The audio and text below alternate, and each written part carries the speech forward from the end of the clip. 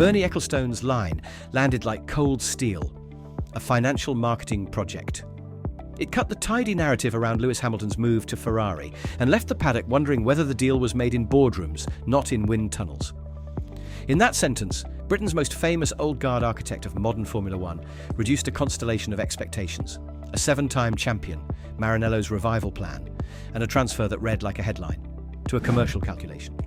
The stakes are simple and immediate. 4 rounds left, a driver 64 points behind his teammate, and a title dream that now must be reconciled with sponsor valuations as much as lap times.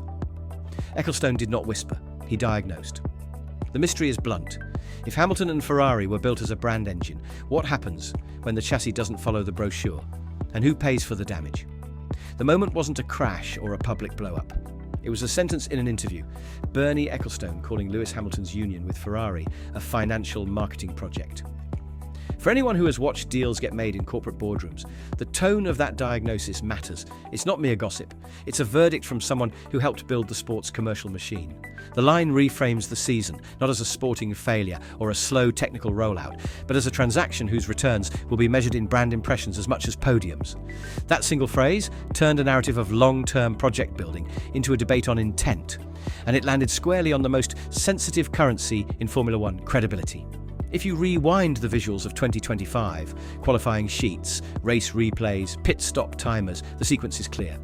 Hamilton arrived at Ferrari to reset a career. Instead, he has navigated a season of near misses and adaptation. He is yet to score a Grand Prix podium with the team this year, his best tangible result being a sprint victory earlier in the season rather than a full race top 3. The scoreboard is unforgiving. Charles Leclerc sits on 210 points, Hamilton on 146, a 64-point gap between teammates that the broadcast world translates into headlines before anyone considers the reasons. The constructors' fight is tight in a different way. Ferrari sits second with 356 points, 1 point clear of Mercedes at 355, and 10 ahead of Red Bull at 346. Those numbers matter because they reframe Ecclestone's critique from a personal jab into a problem with market-facing image. Ferrari's brand sits high, but the scoreboard sends mixed messages. What truly broke pattern, however, is the timing of Ecclestone's intervention. It came after Ferrari publicly doubled down on Fred Vasseur with a multi-year extension in July, a move that said, "Long-term planning, please be patient." Yet, patience doesn't work well on social media or in sponsor boardrooms that sell hospitality packages and global exposures by quarter. Ecclestone's framing collapses that patient timeline into a demand for immediate proof. Is this a sporting renaissance or a marketing repositioning with gloves off? The moment's danger is cultural. It risks turning internal development tensions into a public question of motive. And when motive becomes the headline, engineering conversations give way to image management.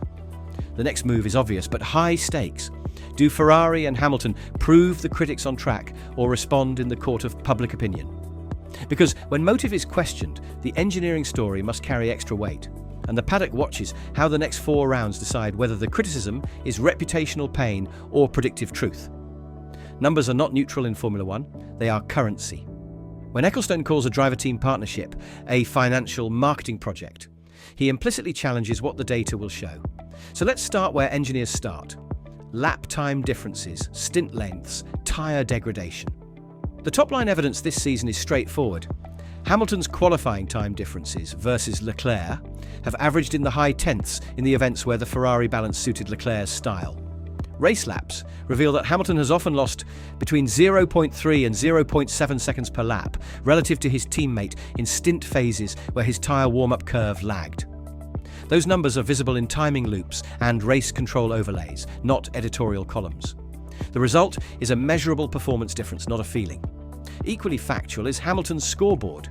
No Grand Prix podiums in 2025, with his best results clustered in top 5 finishes and a single sprint win that serves as a statistical outlier rather than a trend line.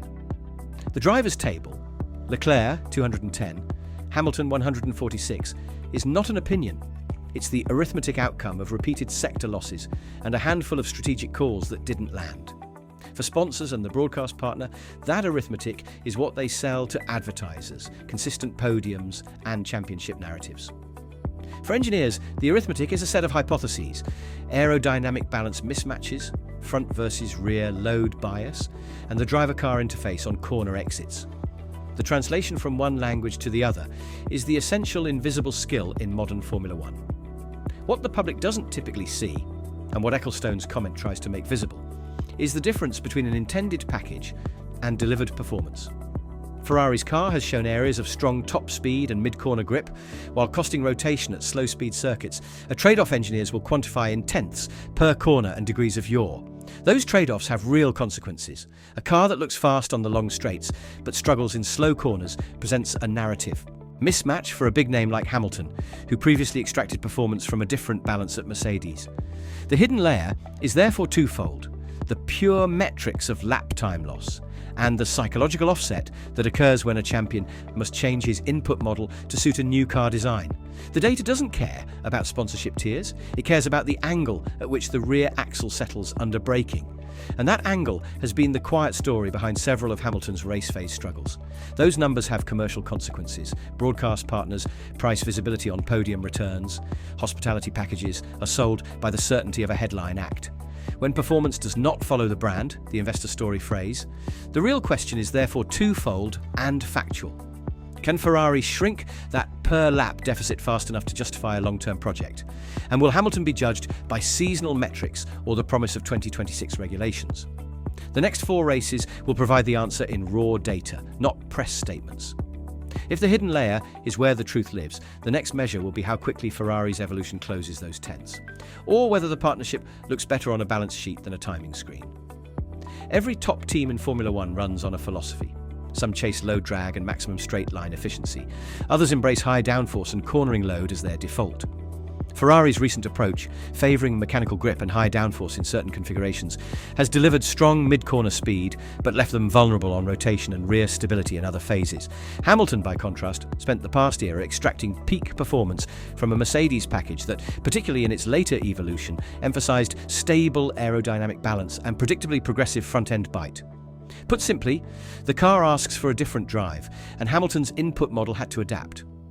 That adaptation is measurable in sector splits, in throttle application curves, and in how a driver manages energy recovery system deployment on corner exit. These are engineering tensions, not media narratives. The tactical consequence is visible in race strategy. When the car is different in character, the undercut windows shift, tyre degradation curves change, and pit stop timing becomes a probabilistic exercise. Ferrari's engineers have repeatedly described their approach as long-term stability building, a phrase that translates in practice to conservative aerodynamic changes, coupled with precise setup windows intended to benefit peak circuits. For Hamilton, that has meant spending more time in the mid-range of the lap time distribution, while Leclerc has achieved more qualifying shine on softer windows. The engineering clash is thus: do you reframe the champion to the car, or reshape the car toward the champion? Both are costly in development time and political capital. Ecclestone's critique, when read through this lens, is a political compression of that engineering debate. If a move is perceived as primarily commercial, the patience necessary for engineering trade-offs evaporates. Sponsors and executives demand immediate returns. Engineers ask for validation across 20 to 40 test cycles and multiple race scenarios. Vasseur's multi-year deal, publicly announced and intended to signal commitment to a project plan, is the organisational answer to that engineering patience. But governance and image diverge. Impatience in the markets demands demonstrable outcomes now, and a brand will not wait for a technical philosophy to mature over seasons. That gap is what Ecclestone named bluntly. This is not hypothetical theatre. It is a series of real choices. Push the chassis to be more predictable at the expense of top speed, or keep the philosophy and optimize driver inputs and data coaching. Each path has winners and losers, technical directors, aerodynamicists, and most visibly, the driver whose rhythm must shift under pressure. The next 4 races are therefore a design review in public. Data will decide whether Ferrari's philosophy matures into a championship-ready package, or whether image concerns will swallow patience and force organisational change. Either way, the engine room debates will be as consequential as the press conferences. Engineering choices create winners and brands, and the paddock will watch which one Ferrari chooses under commercial and competitive pressure. Say data all you like, humans still press the pedals. The human layer turns engineering solutions into lap times. And it is where the story of Hamilton at Ferrari is most intimate. Hamilton's public posture this season, disciplined, patient and measured, masks a private adaptation process. In interviews, he has explicitly asked for patience, saying Rome wasn't built in a day, a line that simultaneously acknowledges the scale of rebuilding and signals his commitment to a long process. The phrase is both diplomatic and revealing. It's an appeal to time while acknowledging the impatience that drives our sport. It is also factual. Hamilton used that language in recent media engagement, defending the long-term nature of the project. What the cameras seldom record are the small negotiations, the in-garage tone when engineers present time difference maps, the exchange of setup ideas over the radio after a lap that didn't feel right, the small changes that might shave off 2 or 3 tenths. Hamilton, who once described his racecraft in terms of precision inputs and controlled risk, is now also negotiating confidence. That is visible in his consistency metrics. Where once he produced repeatable one-lap peaks week after week, this season his variance, the spread between best and mean lap times, has occasionally widened, an indicator that the driver-car interface is still settling. Engineers will point to setup and aerodynamic maps. Psychologists will point to confidence and habituation. Both are true. Fred Vasseur plays a pivotal role in this human dynamic. His multi-year contract signaled organizational trust and suggested Ferrari would resist knee-jerk leadership change. But leadership styles matter. Ecclestone criticized Ferrari for lacking a dictator at the top, a blunt cultural prescription rooted in his view of Italian organizational dynamics. The claim that Ferrari needs a dictator is provocative and, from a modern management perspective, simplistic, yet it does touch on a factual tension. Ferrari's structure includes significant internal stakeholders, historical layers of hierarchy, and a national mythology that complicates single-person decision-making. Whether that environment benefits a veteran like Hamilton, who has thrived under both collaborative and directive structures, is a live question. Emotion underlies strategy too. When a team believes in a shared path, drivers feel secure enough to push risky overtakes. When trust frays, the tendency is to protect points. Hamilton's radio tone this season has shown frustration but not collapse. He speaks like a champion who sees progress but expects more. For sponsors, that tone is commercial gold, a human face on a brand. But for engineers, it is the signal that a driver is calibrating his risk profile. The human factor therefore contains both empathy and economics. A driver's morale affects lap times. The driver's brand affects the team's commercial value. Ecclestone's phrase lands in the middle of both. It's an insult aimed at sport and a caution aimed at commerce. If human will is the last variable, then the next weeks will show whether Hamilton's adaptation curve shortens and whether Ferrari's internal culture accelerates or resists that change. Formula One is a sport of politics as much as physics. Ecclestone's intervention, a public criticism of a big signing, is not just commentary, it is political theatre. The former Supremo's voice still carries a particular power in the paddock because he helped build the commercial machinery that now funds teams. When he labels a driver-team union a financial marketing project, he is simultaneously questioning Ferrari's sporting intent and the sport's commercial balance. That has ripple effects. Sponsors take note, investors check spreadsheets, and internal morale can shift when public confidence wavers. This is literal political currency in Formula One. At Ferrari, the governance structure is layered. CEO, sporting directors, technical leads, and a culture of stakeholder consultation. Vasseur's multi-year extension was designed to stabilize that structure. It was an explicit attempt to insulate engineering timelines from weekly headline cycles. But that very insulation can appear externally as indecision. Ecclestone's critique taps a historical theme. Ferrari's governance has often mixed national pride, technical expertise, and commercial pressure, and the result has sometimes been inconsistent decision-making. His view is blunt and generational. In his era, a single strong voice could move the needle. Today's corporate and media environment requires more consensus and more PR-savvy patience. Both realities are factually true, and their collision is the political shockwave we observe. There are precedents. When teams have publicly signaled long-term projects, think major regulation resets or engine overhauls, the market punishes early underperformance until technical validation arrives. Conversely, when a big name like Hamilton appears to underperform, critics recast the narrative as corporate theatre. The paddock remembers other moments where image outpaced engineering, the press cycle rarely smooths over the early friction of project launches. The practical political consequence is simple. Ferrari must now manage two audiences, and the fans and the investment community. And sometimes those audiences want different things. The team's communications must thread the needle between delivering sober engineering updates and reassuring commercial partners that visibility metrics remain high. That balancing act is precisely where Ecclestone's critique bites hardest. Finally, the FIA and governing institutions watch from the sidelines. Political noise around big signings can influence rule interpretations, stewarding emphases, and the privacy of internal audits. While there is no formal pathway for a comment like Ecclestone's to change a technical directive, the paddock is small and reputational momentum matters. When legends cast doubt, the sport listens. And when the sport listens, internal narratives about leadership and resource allocation can tilt. That is the political shockwave, not regulatory edict, but reputational force that pressures decisions in the garage. Reputational pressure often demands a visible response. Whether Ferrari answers with data, decisive upgrades, or PR will tell us which currency, credibility or cash, they prize most. Strategy in modern Formula One is an exercise in probability constrained by hardware, tyres and rules. The Hamilton-Ferrari story this year is a strategic reckoning in which the team must choose between conservative project pace and opportunistic aggression. On the numbers, Ferrari sits narrowly ahead of Mercedes in second place, 356 to 355.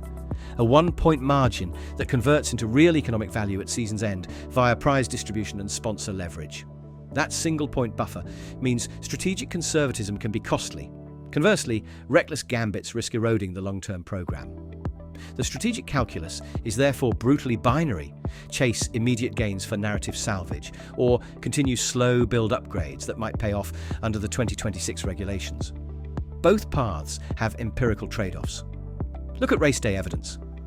Several pit calls this season that aim to exploit undercut windows produced unclear returns for Hamilton, a reflection of the car's operating window and tyre warm-up profile. Where a Mercedes-era Hamilton could turn a one-lap undercut into a place gain through sheer exit speed, the current car sometimes required more than a single lap to stabilise temperatures, exposing pit sequence vulnerability. The consequence is measurable: lost track position and a multiplication effect over a stint that shifts points tallies. Strategy teams therefore face a reckoning. Do they continue running Hamilton in the conservative window that preserves his championship longevity, or push him into higher risk sequences to try to manufacture podiums now? Both choices are quantifiable risk vectors. At the organisational level, Vasseur's continued tenure provides a strategic backdrop. His contract was meant to reduce the turnover tax, the performance penalty teams pay when leadership changes demand reorientation. But the pressure of commercial image means that team management must also offer PR visible signs of progress. That pressure can produce two reflexes: accelerating upgrade cycles with possible reliability consequences, or public shopping lists promising corrective measures. Each reflex can be measured in lap time gains or in sponsor retention rates. Neither is a neutral choice. Ferrari's next upgrades must be both technically sound and narratively satisfying, because the market now interprets on-track gains as validation of intent rather than mere engineering improvement. This strategic reckoning is time-constrained. With 4 rounds remaining, the opportunity to materially alter the driver's championship arc is shrinking. Hamilton must extract higher race results to make the move from project pilot to title contender plausible. Ferrari must deliver upgrades that reduce the per-lap deficit. The technical and strategic teams face a compressed optimization problem. Optimize setup windows for the circuits left, time upgrades to deliver immediate impact, and manage PR expectations simultaneously. It's a multi-objective optimization problem with high financial stakes, which ironically is precisely what Ecclestone accused the partnership of being. The difference now is that the targets are measurable, and failure to hit them will be visible in the standings and in sponsor renewals. The next strategic choices will either validate Ferrari's patient plan or prove Ecclestone's diagnosis, and those outcomes will be scored in points and partnership terms. Putting this back into championship context matters because numbers shape narratives. McLaren's dominant run at the top has reshaped what success looks like in 2025, while Ferrari's battle with Mercedes for second place is a secondary fight with substantial financial and reputational implications. On the drivers' table, Hamilton sits 6th with 146 points. Leclerc sits 5th with 210 points. A 64-point gap inside the same garage is an unusual imbalance for a team that built its 2026 plan around parity and two-car performance. Those raw figures define the championship compass. Hamilton's personal pursuit of an 8th title has become this season both an individual quest and a vector influencing corporate valuation. The constructors' spread, Ferrari 356, Mercedes 355, Red Bull 346, means that a single retirement or swing can materially alter seasonal sponsorship narratives and prize distributions. For instance, finishing second rather than third in the constructors can translate into millions of euros in prize pot differences and in incremental hospitality and partner revenue. That is why Ecclestone's comment is not merely talk. He's calling attention to the business line undergirding sporting choices. For Ferrari, controlling that compass means securing second place, while also proving the Hamilton experiment is a sporting, not just commercial success. Hamilton's personal narrative at Ferrari matters beyond points. He is a global brand. His transfer was a commercial coup that also carried sportingly rational assumptions. If he fails to convert the early promise into podiums, sponsors will rationally assess whether the brand lift translates into measurable return on investment. That commercial reality pressures Ferrari's technical calendar in a way that teams without a global superstar do not experience. In other words, Hamilton's presence tilts the championship compass by adding an external metric to engineering success: partner sentiment. That metric is noisy and subjective, but it has hard consequences when budgets and personnel decisions are on the line. Finally, the championship compass is forward-looking. With new 2026 regulations looming, some teams prioritise long-term design work over immediate season resets. Others focus short-term to maximise present returns. Ferrari's stated approach and Vasseur's contract signalled a hybrid: compete now but invest heavily for 2026. Ecclestone's critique reframes that as too comfortable for a team with Hamilton in its cockpit. The ultimate compass test will be where Ferrari lands at the end of the season, second and vindicated in a patient, credible way, or second, but with questions about motives and methods. That destination will determine whether the Hamilton-Ferrari story is a chapter about redemption or a cautionary case in reputational risk. The final 4 rounds are not merely sprints. They're the crucible where commercial valuation and sporting merit either converge or diverge. If there is a single turning point in this story, it is the choice Ferrari and Hamilton made together: to sign a multi-season handshake and to publicly commit to rebuilding under new regulations. That choice created expectations, some internal and technical, others external and commercial. And those expectations now collide with Ecclestone's public skepticism. The turning point is not a lap time or a managerial memo. It's a cultural test. Do you let engineering timelines run and accept interim criticism, or do you accelerate to silence it? Each path rewrites allegiance inside the garage. Technically, the turning point will be revealed in upgrade effectiveness. A successful aerodynamic package that closes 0.3 to 0.5 seconds per lap across representative circuits would change the narrative quickly. No, it is measurable validation engineers can point to. Politically and commercially, however, the turning point is narrative. A string of podiums or a bold race call that converts skepticism into headline redemption. Hamilton's role at that pivot is critical. Champions accelerate belief by delivering results under the most public scrutiny. The contrast in styles, Leclerc's relative early season rhythm versus Hamilton's methodical rebuilding, makes the internal dynamic a smaller version of Ferrari's broader identity problem. Ecclestone's intervention crystallizes a risk. If the results don't arrive, the Hamilton story will be told primarily as a marketing success and a sporting compromise. That is the reputational downside. It could create a feedback loop where sponsors lean harder on metrics and the team short-circuits development to chase image. Conversely, if Ferrari and Hamilton deliver a late-run performance surge, the critique will be a footnote, proof that large projects sometimes need obscuration before bloom.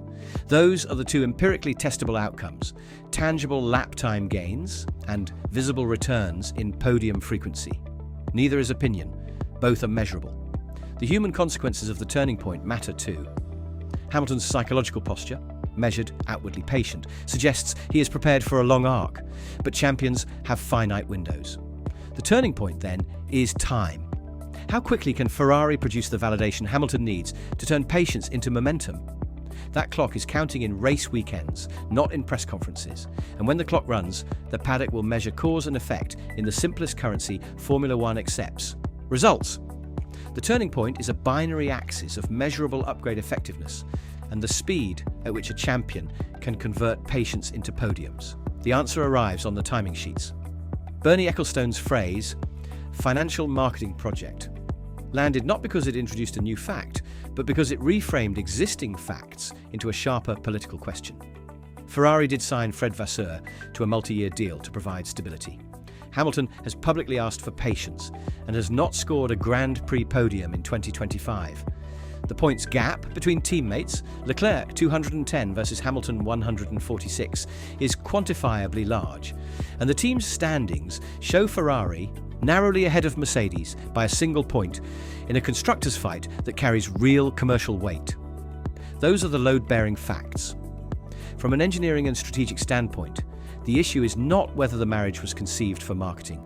Many elite signings carry commercial upside, but whether the technical program can produce the lap time difference that erases doubt. Data-driven analysis suggests measurable deficits in specific operating windows that have cost Hamilton tenths per lap. Those tenths compound into the 64-point gap we observe. Commercially, a superstar's presence amplifies both upside and scrutiny. Sponsors demand visible returns, and investors price certainty. Politically, Ecclestone's critique pressures Ferrari to show immediate validation of intent. The honest verdict?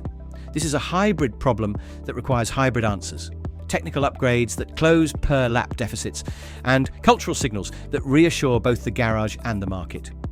The next 4 races will produce the objective metrics that confirm or refute the diagnosis. Here is the unresolved question that matters to engineers, executives, and fans alike. Was the Hamilton-Ferrari union a mispriced temporal bet, a long-term project launched in an unforgiving short-term market? Or is Bernie Ecclestone's assessment a rhetorical flourish aimed at the sport's commercial sensitivities? In other words, are we watching a world-class athlete and a team execute a patient rebuild whose payoff lies in the 2026 regulations? Or has the partnership been prematurely judged by headline cycles that reward immediacy over engineering truth? The facts we can track? Lap time differences, stint performance, podium frequency, and the remaining points available in 4 races will give us a binary, empirically testable answer. But there is a softer truth too. In modern Formula One, credibility and cash coexist uneasily. If Ferrari cannot convert technical gains into on-track validation quickly, the story will be told as a marketing success that failed sporting expectations. That is not speculation. It is simply the market logic Ecclestone named, and it is now Ferrari's task to refute or confirm it on the timing screens.